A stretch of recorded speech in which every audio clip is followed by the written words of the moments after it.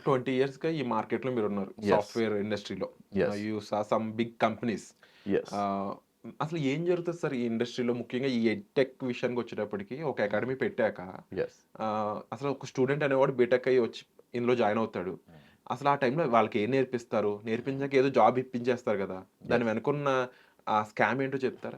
Few days back హ్మ్. Okay. ఒక family వచ్చింది. వీళ్ళు ఆల్రెడీ వేరే దగ్గర ఆల్రెడీ నేర్చేసుకున్నారు. ఓకేనా. They have okay. Already paid the money. తర్వాత చూస్తే ఏమంటారు అసలేం జాబ్ రావట్లేదు. ఇంటర్వ్యూకెళ్ళిన తర్వాత తెలుస్తుంది అసలు కరిక్యులమ్ అంటే ఏంటి? అసలు సబ్జెక్ట్ అంటే ఏం నేర్చుకోవాలనేది ఇంటర్వ్యూకెళ్ళిన తర్వాత తెలిసింది. ఎందుకు అంటే మోస్ట్ ఆఫ్ ద టైమ్స్ ఏమవుతుందంటే 6 మంత్స్ ఎక్స్‌పీరియన్స్ ప్రీవియస్ బ్యాచ్‌లో ఉన్న వాళ్ళని ఓకే. అలాంటోళ్ళని తీసుకొచ్చి వీళ్ళకి జెప్పిస్తా ఉంటారు. వాడికే ఉద్యోగం రాక వాడు జాయిన్ అవుతా ఉంటాడు ఇక్కడ. అండ్ వాళ్ళకి తెలీదు మార్కెట్‌లో ఏం జరుగుతుంది అనేది. నేర్పించేవాడికే తెలీదు ఏం నేర్చుకోవాలో. నేర్చుకునేవాడికి కూడా తెలీదు ఏం నేర్చుకోవాలో.